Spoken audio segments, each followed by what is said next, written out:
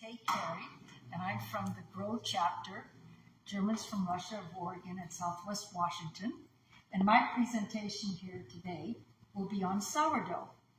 And I got the set of recipes here is from the University of Alaska Extension Service, because I was introduced to sourdough when I was up in Alaska with my husband. And we were in this small Army base called Fort Greely, where the Alcan meets the Fairbanks to Anchorage Highway. That intersection is Delta Junction, and there's a little Army base there. And the women's clubs were kind of active and trying to keep people busy because it was a long, cold, dreary winter sometimes, and I didn't have any children. So as member of the Officers' Wives Club, one of the ladies had been a long-term sourdough person, and she had expanded a lot of the recipes. And you can find online that there's a lot of YouTube people who also have expanded it. So this is just a beginning to get you started, sort of as your creative juices then flow. You can imagine it.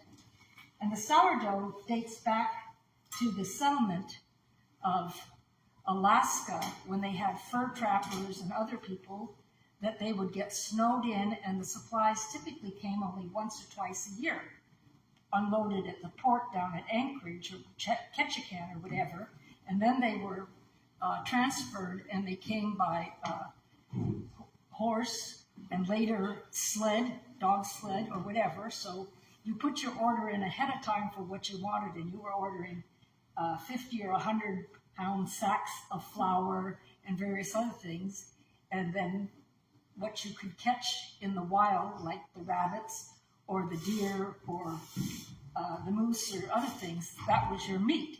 And then you had fish with the salmon and other fish.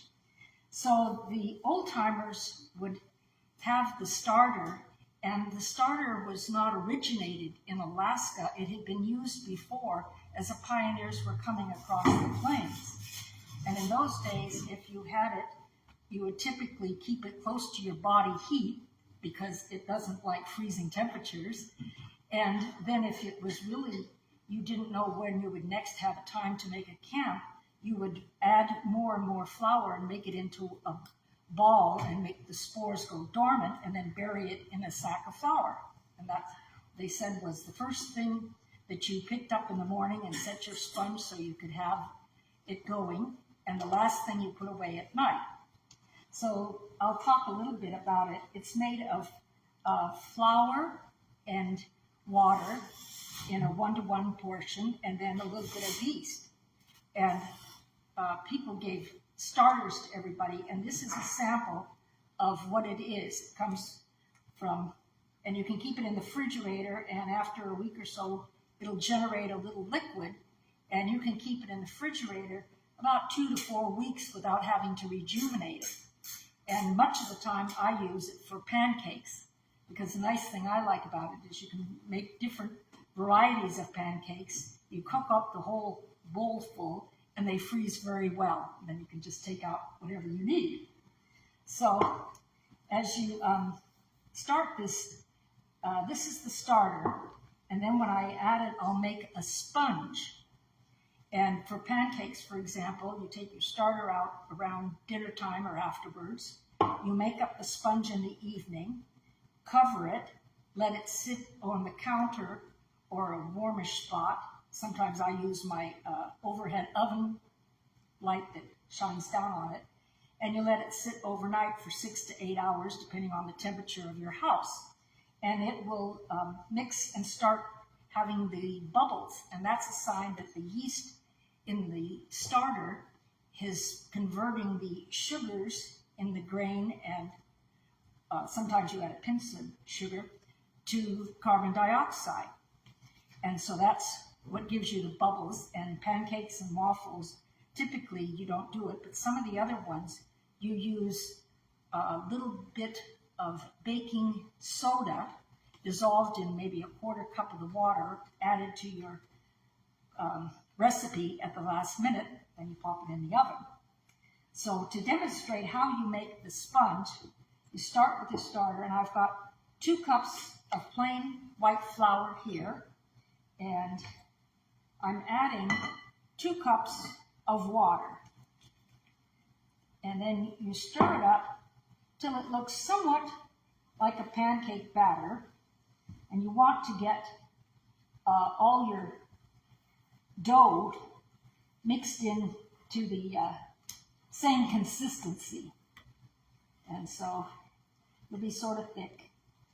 And I'm going to kind of whip it around because you want to get rid of a lot of the flour lumps and make it as smooth as possible batter with just the flour and water mixture. And let's see here. Yeah, I think you can sort of see it, that it's sort of like a thick pancake dough or mixture.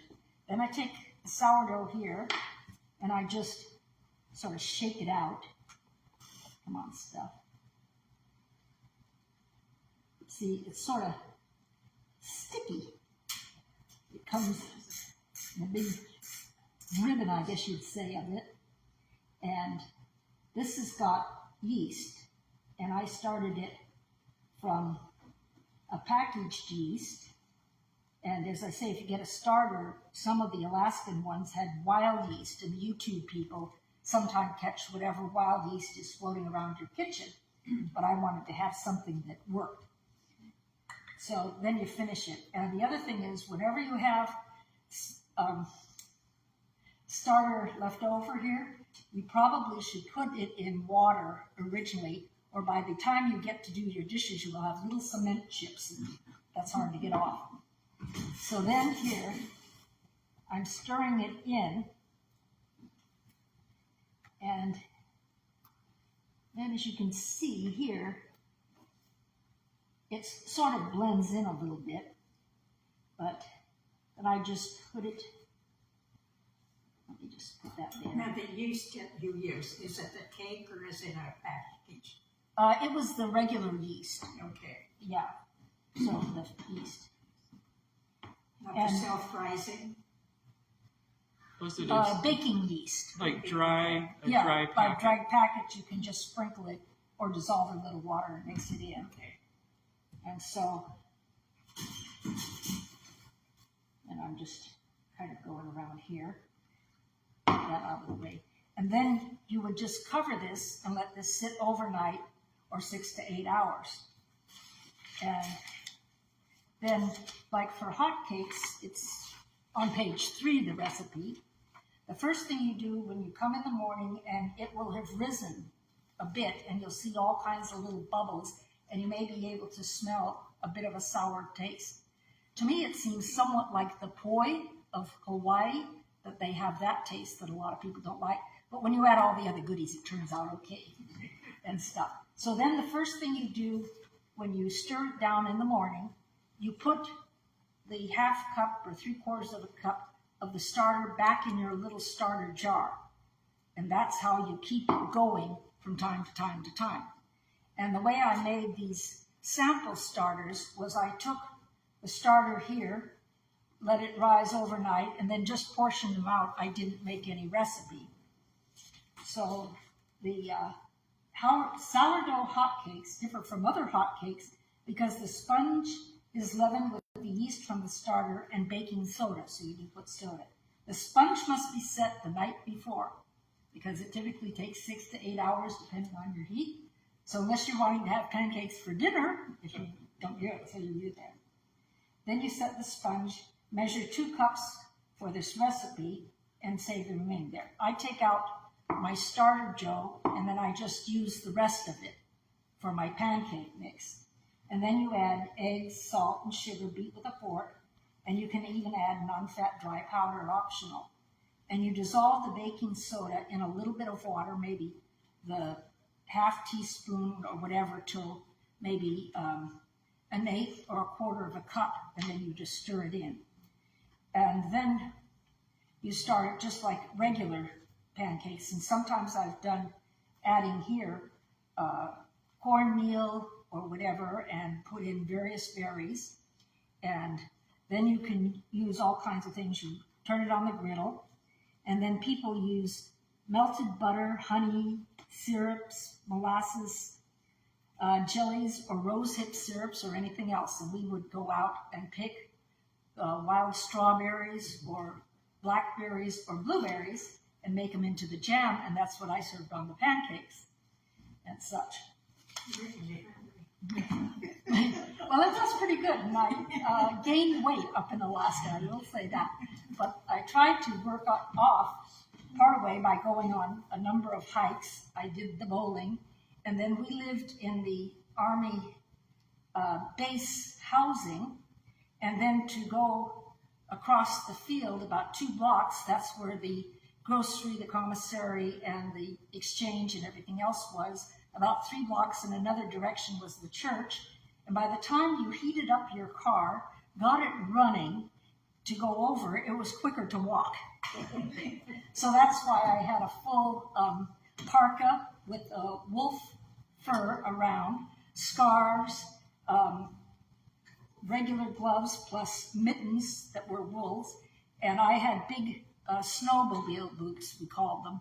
They were insulated and had felt liners, and I would put on a regular pair of socks and then thick socks and go over and go, ooh. So I didn't go, very far. And when I did the fruit and berry picking, it was in the fall, and so we didn't have to dress as warmly. That's when about 30, 40 degrees or something like that. And when you're sitting there doing all the weather, you warm up fast, so that's why you dressed in layers. And they also can make waffles and muffins and other things. So then I'll demonstrate that when I did that, this here is the sourdough chocolate cake. And I made it like this, and I forgot to bring the frosting. But you can make it with, say, regular chocolate cake. This came from melted semi-sweet chocolate. That's how I got the flavor. And then sometimes people would add half a cup of shredded zucchini or other things to chocolate flavor. Overcomes the zucchini, but it seems to add a bit of moisture to it. So that's kind of nice. And you can make cookies and various other things. And then this one here is the sourdough French bread. And so I started with, let's see, back here, 2 cups of the sponge, adding flour and vegetable oil and some eggs. And you have it in a bowl, and then you have another bowl with your dry ingredients, and you mix whatever it says in the recipe. In the dry ingredients, you make a well, and then you dump all your sourdough and wet mixture, they call it, mix it in, and that's what you work with. And then you put it on a floured board and knead about 15-20 minutes, and then you let it rise in an oiled bowl. And I forgot to oil the side of my plate first, so it sort of stuck, and I'm sitting there with the sponge getting it out. And I let it rise, and I think I let it rise a little bit too much, overproofed it, because when I shaped it, I made a square about 15 by 20 inches, and then it rolled, and they were like that. And you put them on your baking tray with a little bit of cornmeal, and you brush them with cold water, and you let them double and rise again. So I guess you'd call these baguettes. And if I was doing it again, I think I would make the rectangle about 10 by 15 and roll it up on the short side and just plop it in a loaf pan, because the recipe for sourdough bread makes 2 loaves. So it's there. And the difference between sort of a regular sourdough loaf, like you would do in a pan, is the regular loaf is cooked all at one temperature, and the sourdough French bread is started at 400 degrees with a pan of boiling water for 15 minutes. Then you take it out and you brush some more cold water on it. Then you turn down the temperature, do the main baking, and keep the pan of boiling water inside your oven. And that creates more steam too, and it's to make a harder crust. Then you come the last little bit and brush it with water. So that's the French bread. it takes a little bit more practice, and I've been years since I've been baking, so that's what's there. And these are oatmeal berry muffins. And because I didn't have my cranberries, I thought I had them, but I must have given away. I just used raisins, and you can use blueberries or anything else. And they have a mixture of oatmeal and flour. And again, you set the sponge, you take out your starter for the refrigerator, then you make the wet ingredients in that. You start another bowl that will hold everything for the dry ingredients, and you dump it in, mix it, and you don't have to let these rise. You immediately put it in the muffin tins, and then you bake them. And so you can do all kinds of things here. And what I didn't say, and what's new in this edition of the one, because mine was back in the 70s, was they've now figured out how to make English muffins. That I've done that for a time, and you can make pizza crusts with it, or tortillas, like wheat tortillas, or crackers, or various other things with it. And so that's sort of my experience with it. And the one thing I will tell you after I warned there was, as I said, I went to this whole afternoon of sourdough tasting, and the woman had a spread about that much on her dining room table of all these goodies. And here we were, about 3 dozen wives. And she had warned us, don't eat lunch, and you may not want to eat much for dinner. So show up about 1 o'clock. So we're sitting there and we're getting all of our little goodies. And I had decided I'm going to make sourdough pancakes that morning in honor of the occasion. So I had that. And then by the time I went there, I still wasn't hungry at all. So we had middles of the chocolate cake and the muffins, and she had even donuts and things. And so we munched our way for about 2.5, 3 hours, and we interspersed it discussing the recipes and various people's experience with sourdough. So then we all left home about 4 o'clock, and sure enough, I didn't want anything for dinner.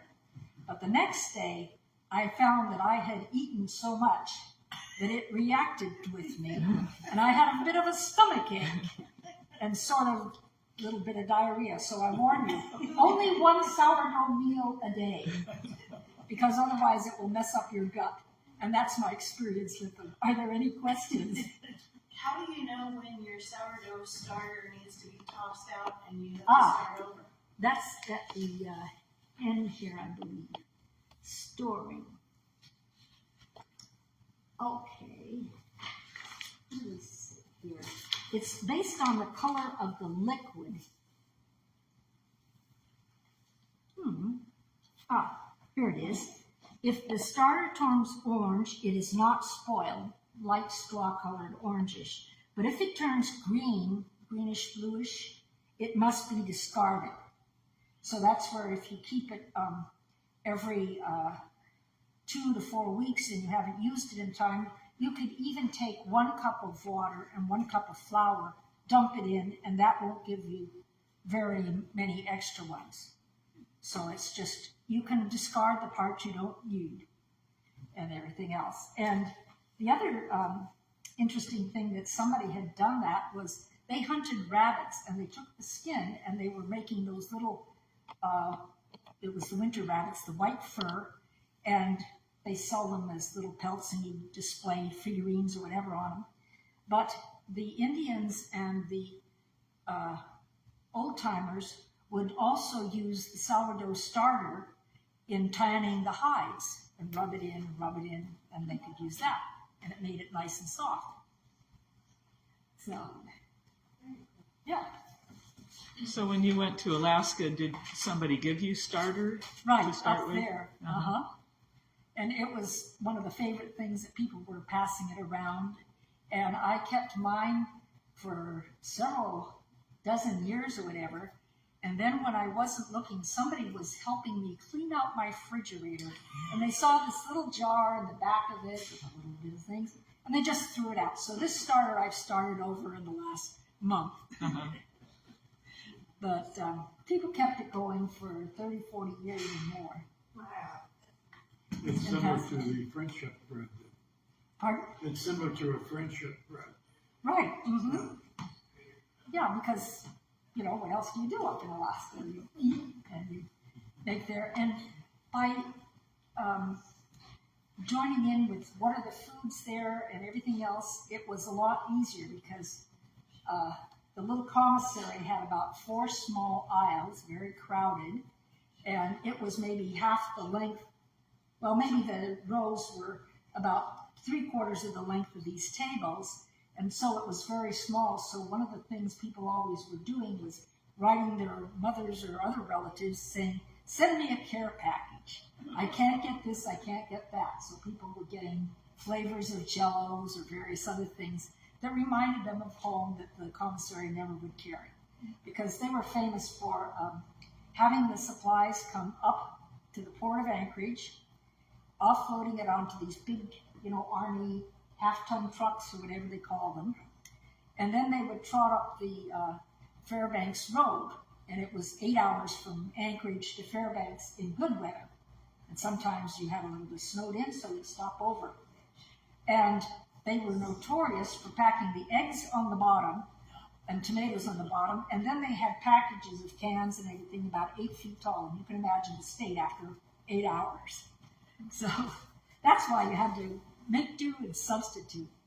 And on the way from our little place at Fort Greely up to Fairbanks, it was about a 3-hour trip, and there was a nice old-fashioned road stop inn, and they served excellent pancakes and pies, and so people would always try to stop in and just have, you know, something for the road and a cup of hot coffee on their way up and down.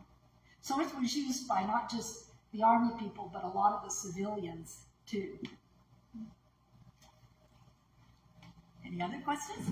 Very good, thank you. Okay. Thank you, Kate.